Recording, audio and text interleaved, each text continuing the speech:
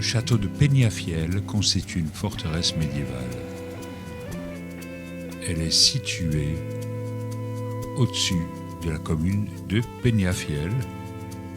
C'est dans la province de Valladolid. Connu dès le Xe siècle, ce château a connu une évolution jusqu'au XVe siècle. Il est considéré comme un des plus beaux exemples de château fort en Castille. En 983, le château est pris par Almanzor, agib du calife Corduan Hicham II. Mais il a été repris en 1008 par Sanche Garcia, qui fit démolir la forteresse musulmane pour construire un nouveau château, un peu mieux placé et sécurisé, tout à fait à l'emplacement du château actuel. C'est à cette époque qu'il s'est appelé Peñafiel, c'est-à-dire le rocher fidèle. Autour de 1110, ce château est dirigé par un lieutenant de Rodrigo Díaz de Vivar, le Cid. Il repousse une attaque musulmane. Entre-temps, ce château a été une prison, mais il abrite aujourd'hui un musée du vin. Château de Cuéllar, qu'on appelle également Château-Palais des Ducs d'Albuquerque, c'est un des plus beaux monuments de cette ville de Cuéllar, dans la province de Castille et Léon.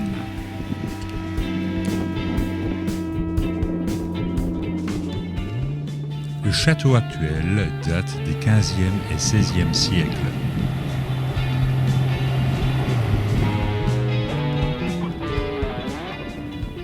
Il appartenait depuis le 15e siècle à la famille des ducs d'Albuquerque, qu'il a cédé au ministère de l'Éducation.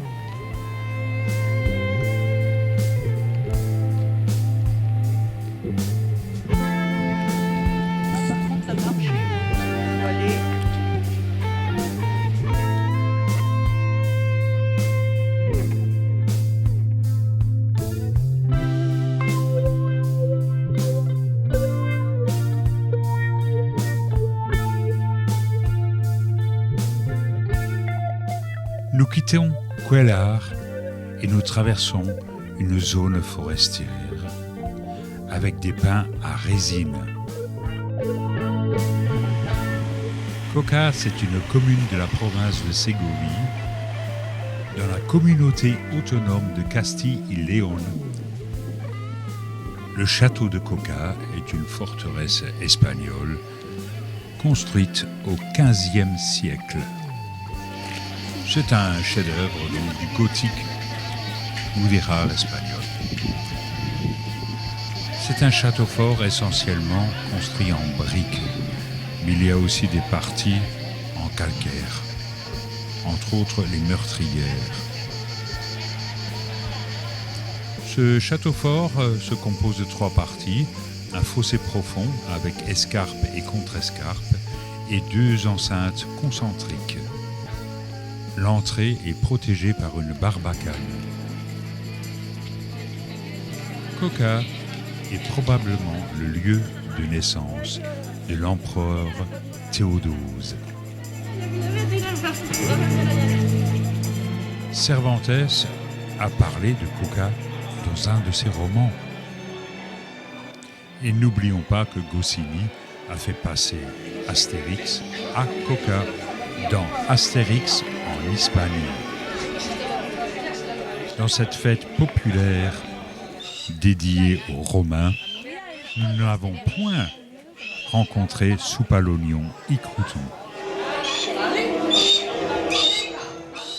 Nous avons rencontré un grand corbeau, un faucon pèlerin et puis 1 ou 2 aigles.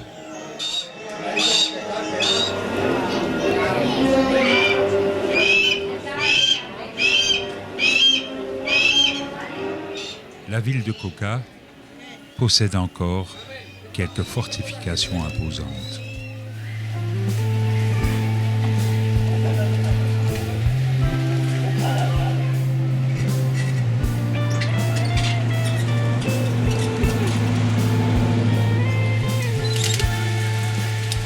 Coca, comme la plupart des villes espagnoles, possède une arène qui a été construite dans un angle de la fortification. Et on a de cesse d'admirer ce magnifique château de Coca